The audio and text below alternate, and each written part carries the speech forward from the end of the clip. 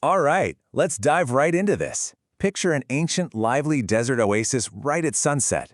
Today, we're going on an incredible journey to uncover the ultimate recipe for saying a massive thank you to God. This isn't just your average recipe, though. It is a story completely packed with devotion, excitement, and secrets from thousands of years ago. So, I want you to really use your imagination for a second. Imagine you're living in this ancient camp right in the middle of the desert. There are no grocery stores, no greeting cards, and absolutely no text messages. If you wanted to show your deep gratitude to Adonai for keeping your family safe and providing for you, how exactly would you do it, using just the simple, everyday things you had around you? Well, what's really fascinating here is the pure simplicity of the ingredients for this ancient grain offering, which we find in Leviticus Chapter 2. You didn't need anything crazy or complicated. You just needed three main things.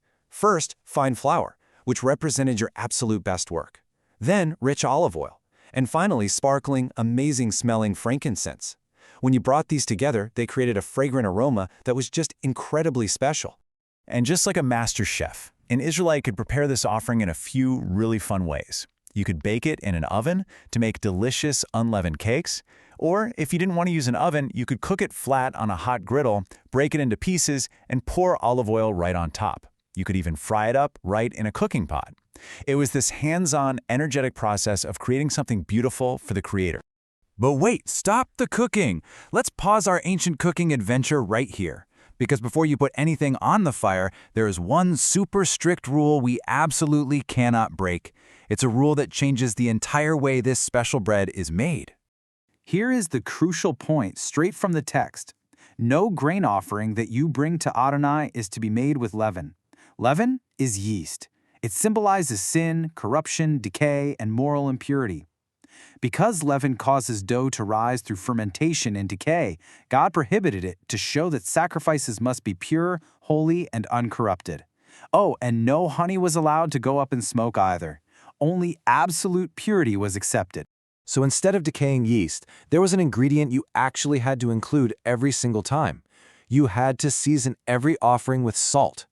Think of a beautifully sparkling salt crystal. In the ancient world, salt didn't just make food taste good, it preserved things. It made sure they would never go bad. This salt of the covenant symbolized a lasting, incorruptible, and completely unbreakable promise to God. Section 1. Food for thought. Lessons from the desert. Let's look at the bigger picture here.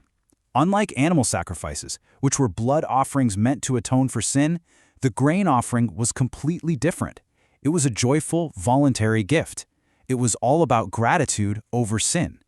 It gave the ancient people a way to happily acknowledge that all their provisions came directly from God, showing their total devotion and loyalty. By bringing the first fruits of their harvest and taking the extra time to grind it into that fine flour we talked about, the people learned a massive lesson. God deserves our absolute best resources, talents, and time.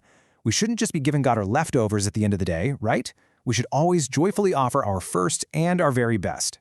And you know what's truly beautiful about this? The accessibility. Think about how incredibly expensive a whole animal would be to sacrifice.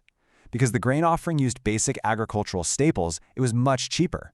This meant that absolutely everyone, even the poorest members of the community, could participate in worship and give back to God. Nobody was left out.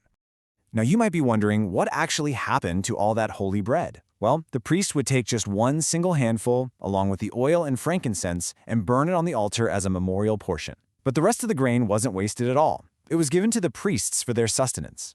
This established a really brilliant structural way to support the leaders who were dedicating their entire lives to religious service. As we wrap up this explainer under the radiant desert sky, I want you to think about these key morals. Offering your absolute best, giving in pure gratitude, and keeping your worship free from corruption. How can you apply this fascinating ancient adventure today? How will you cheerfully give your absolute first and best to the world around you? I hope you absolutely loved this high-energy, ancient adventure.